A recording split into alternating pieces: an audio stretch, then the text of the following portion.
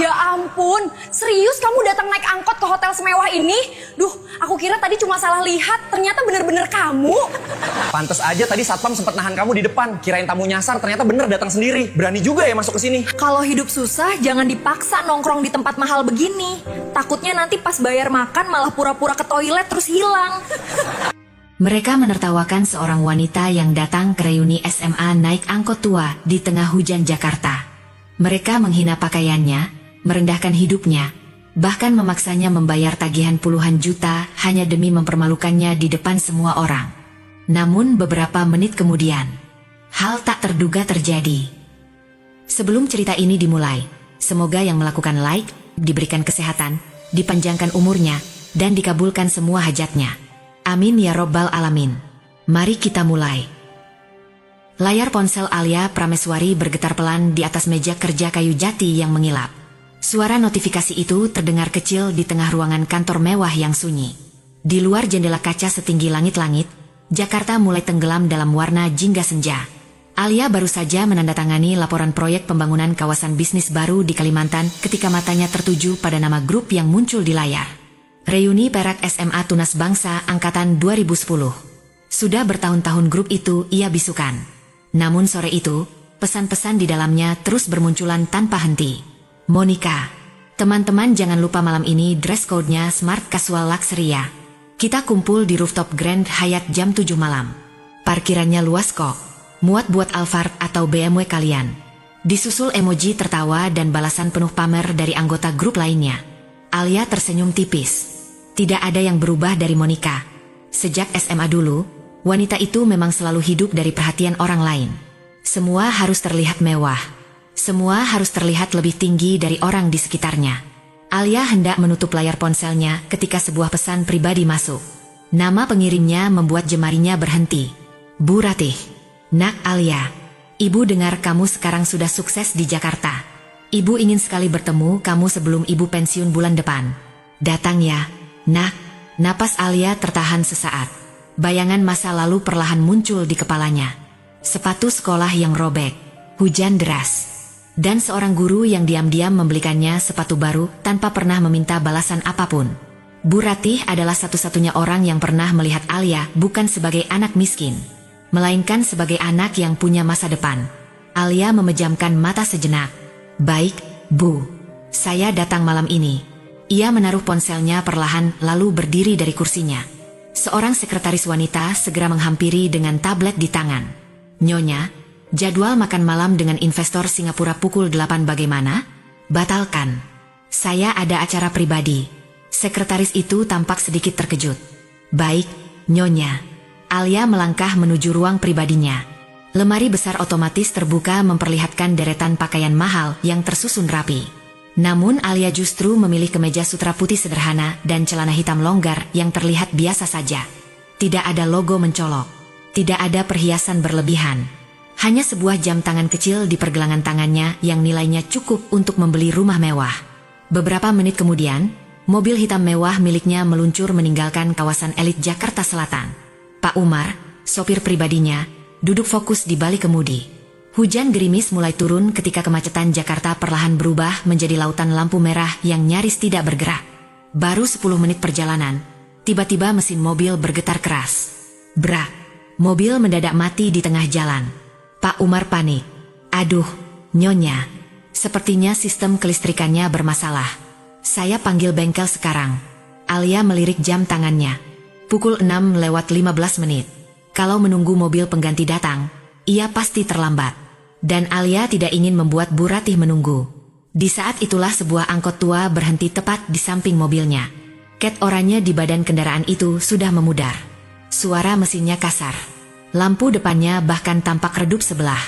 Namun angkot itu adalah satu-satunya kendaraan yang masih bergerak di tengah kemacetan. Pak Umar menelan ludah. Nyonya jangan bilang mau naik itu. Alia tersenyum kecil. Saya cuma mau datang tepat waktu menemui guru saya. Tanpa ragu, ia membuka pintu mobil lalu berjalan menuju angkot di tengah gerimis. Beberapa pengendara langsung menoleh heran melihat seorang wanita elegan masuk ke kendaraan umum tua itu. Pak Umar hanya bisa terpaku. Pintu angkot menutup dengan bunyi keras. Alia duduk di pojok dekat jendela. Aroma bensin dan jok usang langsung memenuhi hidungnya. Namun anehnya, Alia justru merasa tenang. Sudah lama sekali ia tidak naik kendaraan seperti ini. Dulu, setiap pagi ia berangkat sekolah menggunakan angkot sambil memegang buku pelajaran yang mulai lusuh. Kadang ia harus berdiri karena tidak punya uang cukup untuk berebut tempat duduk. Sementara Monica dan teman-temannya datang menggunakan mobil antar jemput pribadi. Mereka sering tertawa dari balik kaca mobil ketika melihat Alia kehujanan di pinggir jalan. Kini setelah bertahun-tahun berlalu, jalanan itu masih sama. Hanya nasib manusianya yang berubah. Ponsel Alia kembali bergetar. Grup reuni semakin ramai. Dimas. Gila parkiran Grand Hyatt penuh mobil mewah semua. Livia. Alia mana ya? Jangan-jangan masih lembur jadi admin kantor. Emoji tertawa memenuhi layar. Alia hanya membaca tanpa membalas. Angkot itu akhirnya berhenti tidak jauh dari Hotel Grand Hyatt. Alia turun sambil menyerahkan uang kepada sopir. Kembaliannya buat bapak saja. Sopir itu terlihat bingung. Makasih, Bu. Gerimis masih turun tipis ketika Alia berjalan menuju pintu utama hotel bintang 5 itu. Lampu-lampu lobi memantul indah di lantai marmer yang mengilap. Dan tepat di depan pintu masuk, sebuah mobil BMW putih berhenti perlahan. Monica keluar dari mobil dengan gaun merah menyala yang mencolok. Di tangannya tergantung tas bermerek besar yang sengaja dipamerkan ke segala arah. Ia sedang sibuk memperbaiki pose ketika matanya menangkap sosok Alia yang berjalan dari arah jalan raya sambil membawa payung kecil pinjaman satpam. Wajah Monica langsung berubah.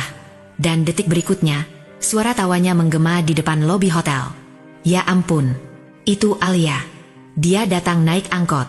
Suara tawa Monica memantul di area lobi hotel yang dipenuhi aroma parfum mahal dan cahaya lampu kristal.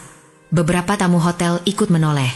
Alia tetap melangkah tenang seolah suara itu tidak ditujukan kepadanya. Monica justru berjalan mendekat dengan langkah penuh percaya diri. Hak tinggi merahnya berbunyi nyaring di lantai marmer. Ya Allah, Alia, serius tadi kamu turun dari angkot itu? Nada suaranya sengaja dibuat keras agar semua orang mendengar. Dimas dan Livia yang baru datang ikut menoleh ke arah Alia. Wajah mereka langsung berubah penuh rasa geli. Dimas tertawa kecil. Gila. 2024 masih naik angkot juga ternyata. Livia menutup mulutnya sambil pura-pura terkejut. Aku kira tadi cuma salah lihat. Alia berhenti tepat di depan mereka. Gerimis kecil masih membekas di ujung rambut hitamnya, tetapi wajahnya tetap tenang. Mobil saya mogok di jalan. Saya tidak mau terlambat bertemu Bu Ratih. Jawabannya sederhana. Namun Monica malah terkekeh. Tetap aja lucu sih. Masa datang ke hotel bintang 5 naik angkot. Ia melirik pakaian Alia dari atas sampai bawah. Kemeja putih sederhana tanpa logo. Celana hitam longgar. Tas polos tanpa merek mencolok. Di mata Monica, semua itu tampak murahan. Padahal yang dikenakan Alia adalah barang-barang mahal yang hanya dikenal kalangan tertentu. Namun orang seperti Monica tidak pernah memahami kemewahan tanpa logo besar. Monica merapikan tas mewah di lengannya lalu tersenyum sinis. Ya sudahlah. Yang penting pede ya, Alia. Alia hanya tersenyum tipis. Ia terlalu lelah untuk melayani hinaan yang sama seperti 10 tahun lalu. Mereka kemudian berjalan menuju lift kaca menuju rooftop hotel. Di dalam lift, Monica terus berceloteh sambil sesekali melirik pantulan dirinya di cermin. Nanti kalau sesi foto jangan jauh-jauh dekat aku ya, Alia. Takut feed Instagram aku jadi kurang estetik. Livia tertawa kecil. Iya, soalnya outfit kita sama outfit Alia beda dunia banget.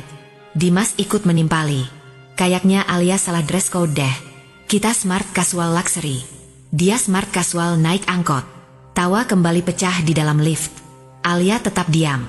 Tangannya hanya masuk ke dalam tas mengambil ponsel yang bergetar pelan. Sebuah pesan masuk dari sekretaris pribadinya. Nyonya, tim keamanan sudah bergerak menuju lokasi. 5 kendaraan pengawal akan tiba 30 menit lagi. Alia membaca pesan itu sekilas lalu memasukkan kembali ponselnya. Lift berdenting pelan. Pintu terbuka. Suasana rooftop hotel langsung menyambut dengan musik jazz lembut dan cahaya kota Jakarta yang berkilauan di kejauhan. Di tengah ruangan, Bu Ratih duduk mengenakan kebaya batik sederhana berwarna coklat tua. Begitu melihat Alia masuk, wajah wanita tua itu langsung berbinar. Alia. Alia segera berjalan menghampiri lalu mencium tangan gurunya dengan hormat. Apa kabar, Bu? Bu Ratih memegang tangan Alia erat. Ibu sehat. Nah, Ibu senang sekali kamu datang. Belum sempat suasana hangat itu berlangsung lama, suara Monica kembali memotong. Bu Ratih, hati-hati loh. Alia tadi datang naik angkot. Takut bajunya kena debu jalanan. Beberapa orang tertawa pelan. Bu Ratih menoleh tajam ke arah Monica. Namun Alia lebih dulu tersenyum. Tidak apa-apa, Bu. Saya baik-baik saja. Mereka mulai duduk di meja panjang yang sudah disiapkan. Tanpa banyak bicara, Monica sengaja menunjuk kursi paling ujung untuk Alia. Sini aja Alia. Biar nyaman. Nada suaranya terdengar manis, tetapi semua orang tahu itu penghinaan. Alia duduk tanpa protes. Justru ketenangannya membuat Monica semakin tidak nyaman. Karena sejak dulu, Alia tidak pernah menangis saat dihina. Dan itu membuat Monica merasa tidak pernah benar-benar menang. Pelayan mulai membagikan menu makan malam. Monica langsung membuka daftar makanan dengan penuh semangat. Wah, ada wagyu Jepang. Ia melirik Alia. Alia tahu wagyu kan? Jangan sampai kamu kira ini daging bakso ya. Dimas tertawa keras. Livia ikut menyeringai sambil memesan wine paling mahal di daftar menu. Alia hanya memesan pasta dan air mineral. Melihat itu, Monica kembali menyindir. Air mineral aja. Ya ampun Alia, di sini harga air mineral 100.000 loh. Alia mengangguk kecil. Tidak apa-apa. Jawaban singkat itu justru membuat Monica kesal sendiri. Ia ingin melihat Alia malu. Tetapi sejak datang tadi, wanita itu tetap tenang seperti tidak tersentuh. Percakapan kemudian berubah menjadi ajang pamer kekayaan. Dimas memamerkan mobilnya. Livia membanggakan liburannya ke Paris. Dan Monica paling berisik di antara semuanya. Suamiku sekarang direktur operasional di Prameswari Group. Ia mengangkat dagu bangga. Bulan depan ada proyek apartemen besar. Katanya owner utama perusahaan bakal datang langsung. Dimas langsung kagum. Wah gila, itu perusahaan properti terbesar sekarang kan? Monica tersenyum makin lebar. Iya dong, kata suamiku, ownernya perempuan paling berpengaruh di dunia properti sekarang. Alia yang sedari tadi diam perlahan mengangkat pandangan. Oh ya, ia menatap Monica tenang. Menurut suamimu, seperti apa orangnya? Monica terkekeh kecil, elegan, berkelas, dan pastinya nggak mungkin naik angkot kayak orang tertentu. Tawa kembali memenuhi meja. Namun kali ini Alia tidak langsung menunduk. Ia hanya memandang Monica beberapa detik lebih lama dari biasanya. Tatapan itu membuat Monica mendadak merasa aneh. Seolah ada sesuatu yang sedang disembunyikan Alia. Sesuatu yang jauh lebih besar dari yang mereka bayangkan. Tetapi Monica segera mengusir rasa tidak nyaman itu. Baginya, wanita yang datang naik angkot tidak mungkin punya apa-apa. Dan malam itu, ia berniat membuat Alia semakin jatuh di depan semua orang. Malam semakin larut. Lampu-lampu kota Jakarta terlihat seperti lautan bintang di balik kaca besar rooftop hotel. Musik jazz masih mengalun pelan. Namun suasana di meja reuni mulai berubah menjadi semakin panas. Monica duduk sambil menyilangkan kaki dengan angkuh. Gelas wine merah mahal berada di tangannya seperti simbol kemenangan. Sementara Alia tetap tenang di kursi ujung meja. Semakin tenang Alia terlihat, semakin besar keinginan Monica untuk menjatuhkannya. Jadi Alia, Monica mencondongkan tubuhnya sedikit ke depan. Sekarang kamu kerja apa sebenarnya? Alia menyeka ujung bibirnya dengan serbet makan sebelum menjawab. Saya hanya mengelola beberapa aset kecil. Jawaban itu langsung disambut senyum meremehkan. Tuh kan, Livia tertawa kecil. Aku bilang juga apa? Paling kerja admin properti atau agen rumah subsidi. Dimas ikut mengangguk sambil memotong daging wagyunya. Padahal dulu Alia paling pintar seangkatan. Sayang banget hidupnya biasa aja. Monica memutar gelas wine di tangannya. Makanya hidup itu jangan cuma modal otak. Harus pintar bangun koneksi dan penampilan. Ia sengaja menatap pakaian Alia. Kalau penampilan kayak begini, orang mana mau percaya sama kamu? Alia masih diam. Sementara para pelayan terus berdatangan membawa makanan mahal yang dipesan Monica dan teman-temannya. Wagyu, seafood premium, wine impor, dessert mewah.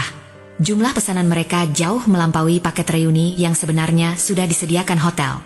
Namun Monica sama sekali tidak terlihat khawatir. Justru matanya sesekali melirik Alia dengan penuh perhitungan. Alia mulai menyadari sesuatu. Mereka sengaja memesan sebanyak ini.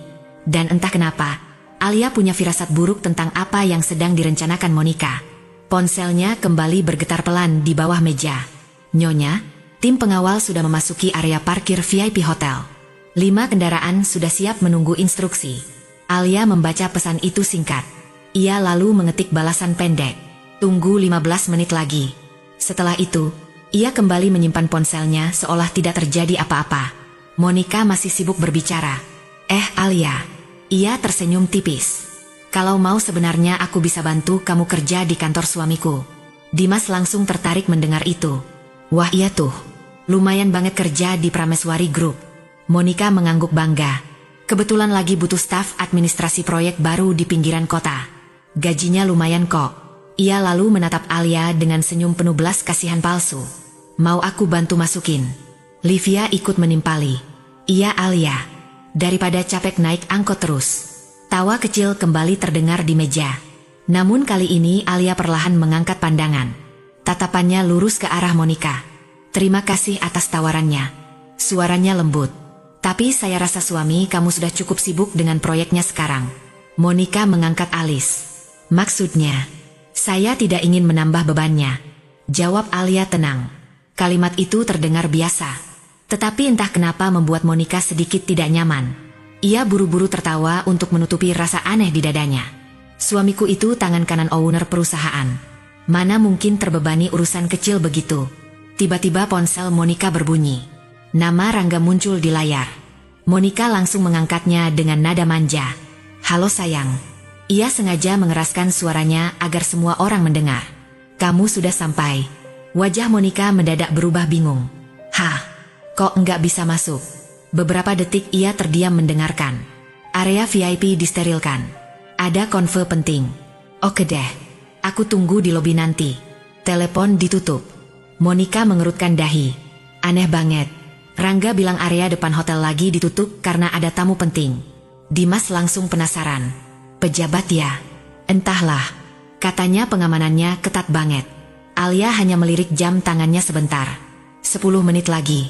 Monica kembali duduk sambil mencoba melupakan rasa penasarannya. Lalu dengan santai ia menjentikkan jari ke arah pelayan. Mas, bilnya sekarang aja. Pelayan datang membawa map hitam berisi rincian tagihan. Monica membuka map itu sebentar. Matanya sempat membesar melihat nominalnya. Namun beberapa detik kemudian, senyum licik perlahan muncul di wajahnya. Ia mendorong map itu perlahan ke arah Alia. Total 28.500.000. Suasana meja langsung hening. Monica menyandarkan tubuhnya santai. Nah Alia, karena kamu tadi paling sedikit makan, berarti uang kamu masih aman dong. Alia menatap Monica tanpa ekspresi. Monica melanjutkan dengan nada ringan seolah semua itu hal wajar. Jadi gini aja, kamu talangin dulu ya semuanya. Dimas langsung pura-pura mengangguk setuju. Iya Alia, nanti kalau kita sempat, kita ganti kok. Livia ikut tertawa kecil. Anggap aja pengalaman pertama kamu bayarin makan di hotel bintang 5. Bu Ratih yang sejak tadi diam mulai terlihat tidak nyaman. Bukannya tadi kalian bilang acara ini traktiran Monica? Monica langsung tertawa hambar. Ya tadinya begitu, Bu. Tapi Alia kan jarang makan beginian. Biar dia ikut kontribusi juga. Tatapan Alia perlahan turun ke angka di atas kertas tagihan. 28 juta.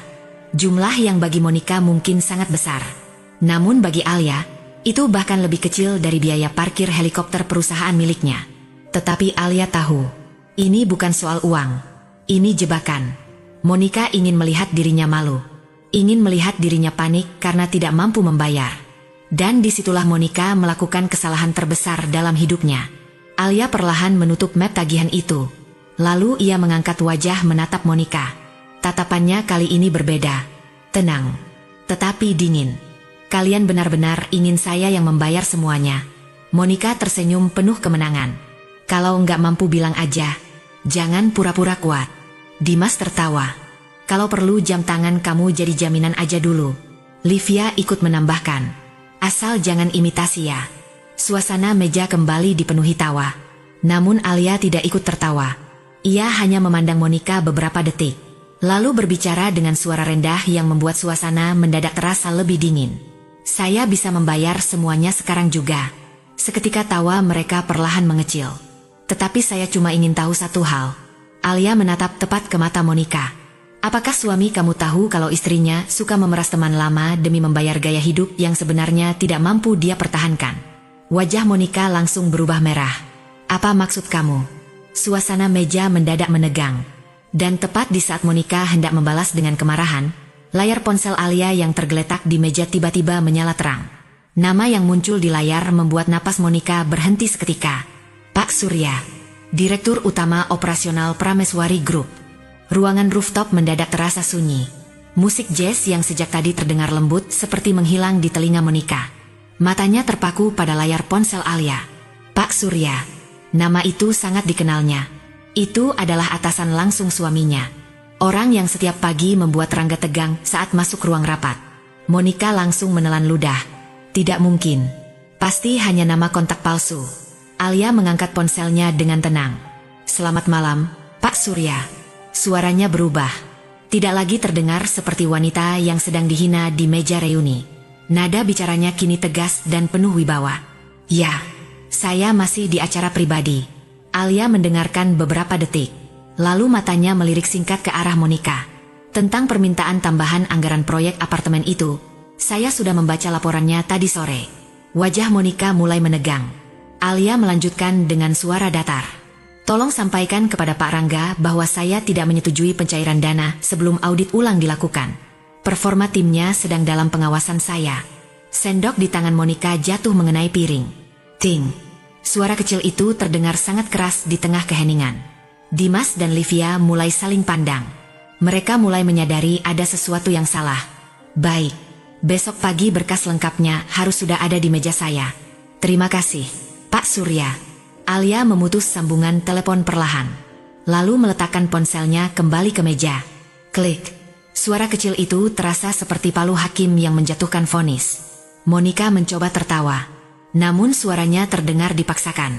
Kamu serius amat bohongnya. Ia menatap Alia dengan gugup. Masa CEO perusahaan sebesar itu naik angkot?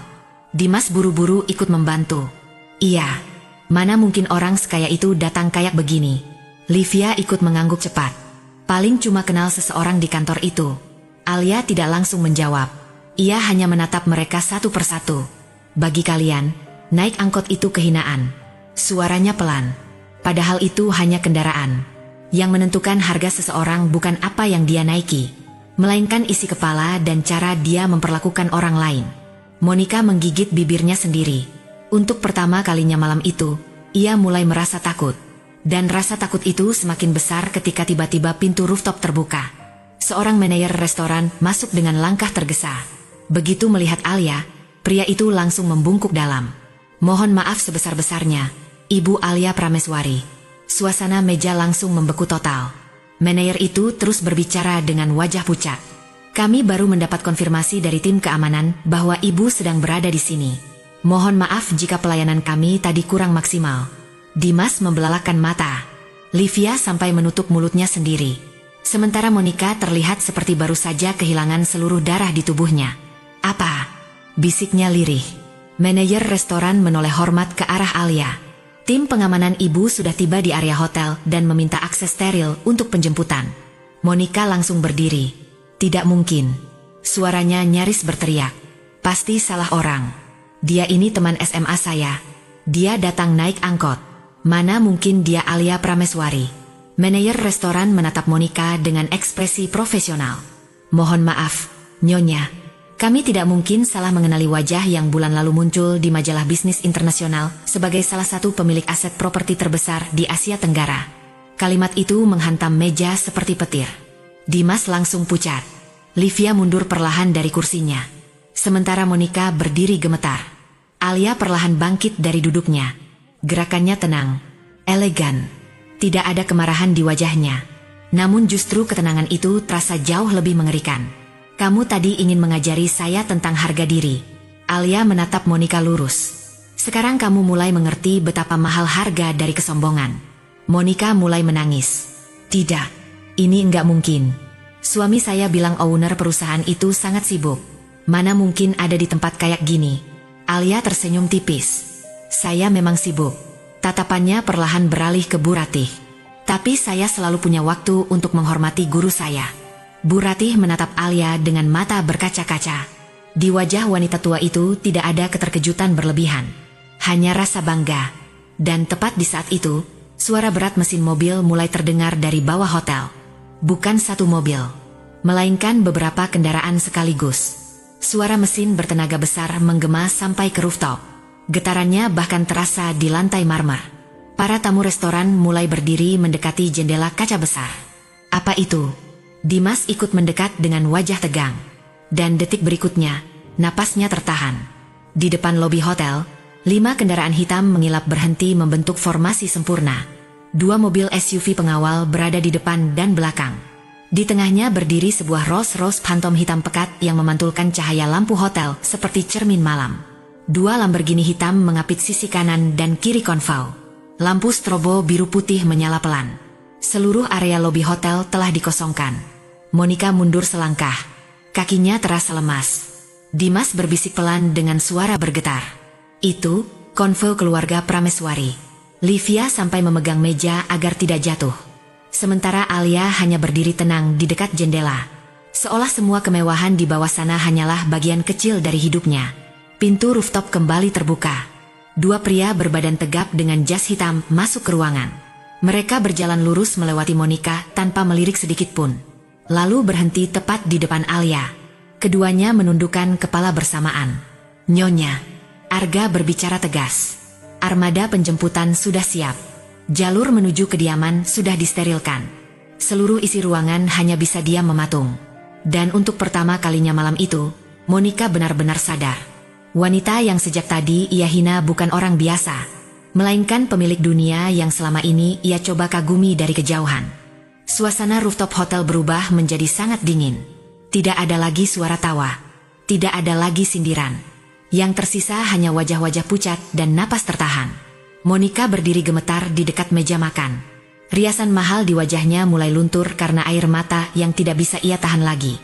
Sementara Alia tetap berdiri tenang di tengah ruangan seperti seseorang yang sejak awal tidak pernah kehilangan kendali. Arga melangkah sedikit mendekat. "Nyonya, apakah ada instruksi tambahan sebelum kita pulang?" Alia mengangguk kecil. "Tolong selesaikan tagihan meja ini semuanya." "Baik, Nyonya." Arga mengeluarkan kartu hitam pekat tanpa nomor timbul dari dompet karbon miliknya. Pelayan restoran yang melihat kartu itu langsung menundukkan kepala dengan gugup. Monica memperhatikan semuanya dengan tubuh lemas. Ia mengenali kartu itu. Kartu yang bahkan tidak bisa dimiliki orang kaya biasa. Tangannya mulai dingin. Dan rasa takut di dadanya semakin besar ketika ponselnya tiba-tiba bergetar keras. Nama Rangga muncul di layar. Dengan tangan gemetar, Monica mengangkat telepon itu. "Halo." Namun suara di seberang langsung terdengar panik. "Monica, kamu lagi sama siapa sekarang?" Rangga terdengar seperti orang yang hampir kehilangan napas. Monica tidak langsung menjawab. Ia hanya menatap Alia yang sedang berbicara tenang dengan Bu Ratih. Rangga kembali berteriak. "Jawab Monica. Kamu bikin masalah sama seseorang di reuni itu." Monica mulai terbata-bata. "Mas, Alia." Suara Rangga mendadak meninggi. "Jangan bilang Alia Prameswari ada di sana." Monica menutup mulutnya sendiri. Air matanya mulai jatuh tanpa bisa dihentikan. Rangga menghembuskan napas berat di telepon. "Ya Allah." Suara itu terdengar penuh keputusasaan. "Monica, dia itu pemilik perusahaan tempat aku kerja." Tubuh Monica langsung terasa kosong. "Aku sekarang di lobi hotel," lanjut Rangga dengan suara gemetar. "Tapi aku ditahan pengawalnya dan enggak boleh naik ke atas." Monica memandang ke arah pintu rooftop yang dijaga 2 pria berbadan besar. Seluruh dunianya seperti runtuh dalam beberapa menit. Rangga kembali berbicara. "Kalau kamu bikin dia marah, habis kita." Telepon terputus. Monica perlahan menjatuhkan ponselnya ke lantai. Brak! Suara itu membuat semua orang menoleh. Namun tidak ada yang berani mendekat. Karena semua kini tahu. Wanita yang mereka hina sejak awal malam adalah orang yang menentukan hidup mereka. Alia perlahan berjalan mendekati Monica. Langkahnya pelan, teratur. Monica langsung mundur setengah langkah. Alia berhenti tepat di depannya. Kesalahan terbesar manusia sombong adalah mengira orang sederhana pasti lebih rendah dari dirinya. Suaranya tenang, tetapi setiap katanya terasa menghantam lebih keras daripada bentakan. Monica menangis. "Aku enggak tahu." Alia menatap tas mahal di lengan Monica. Tas itu dibeli dari dana proyek perusahaan. "Bukan." Wajah Monica langsung pucat pasi. Rahasia itu tidak pernah diketahui siapapun selain dirinya dan Rangga. Alia tersenyum tipis. Besok suruh suami kamu membawa surat pengunduran diri sebelum saya yang mengirim surat pemecatan. Monica langsung jatuh terduduk. Livia menutup mulutnya sendiri. Dimas bahkan tidak berani mengangkat wajah lagi. Mereka baru sadar semua pamer kekayaan selama ini terlihat sangat kecil di depan Alia. Alia kemudian menoleh ke arah Bu Ratih. Bu, sepertinya kita pulang sekarang saja. Bu Ratih mengangguk pelan sambil tersenyum hangat. Alia berjalan menuju lift bersama gurunya. Arga dan para pengawal mengikuti dari belakang.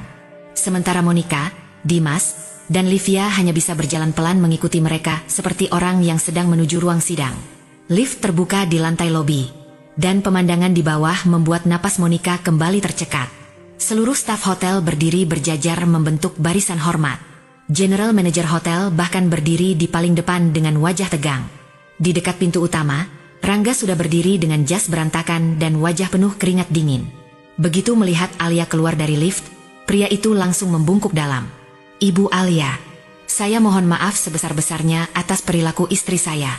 Alia berhenti di depannya. Tatapannya dingin. Kesalahan istri adalah cerminan bagaimana suaminya memimpin rumah tangga. Rangga langsung menunduk lebih dalam. Saya siap menerima konsekuensi apapun. Alia tidak menjawab. Ia hanya melangkah melewati pria itu menuju pintu utama hotel. Udara malam Jakarta langsung menyambut bersama cahaya strobo dari konvo hitam di depan lobi. Rolls-Royce Phantom itu berdiri megah di tengah barisan mobil pengawal.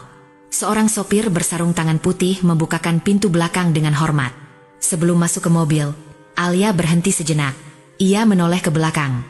Tatapannya bergantian mengarah pada Dimas, Livia, dan Monica. Dimas. Suara Alia tenang. Kalau mau pamer mobil, pastikan itu bukan hasil cicilan yang menunggak 3 bulan. Wajah Dimas langsung pucat. Alia beralih ke Livia. Dan Paris itu indah.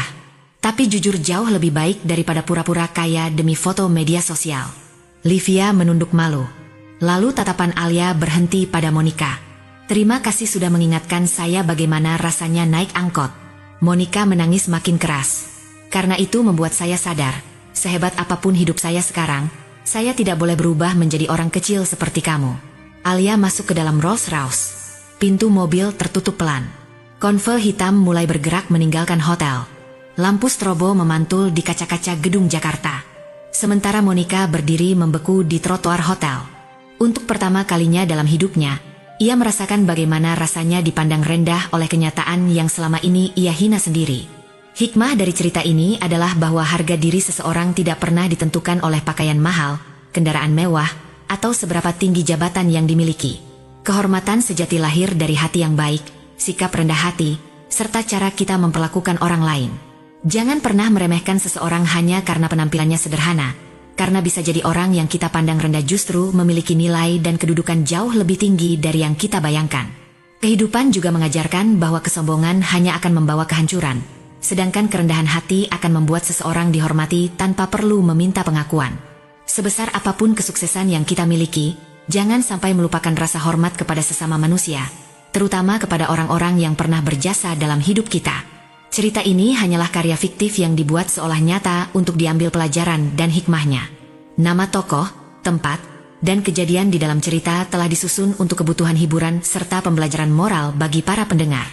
Terima kasih sudah mengikuti cerita ini dari awal hingga akhir. Semoga kisah ini bisa memberikan inspirasi dan pelajaran berharga untuk kita semua. Jangan lupa tuliskan pendapat kalian di kolom komentar. Like video ini jika kalian menyukai ceritanya, agar tidak ketinggalan kisah-kisah menarik lainnya.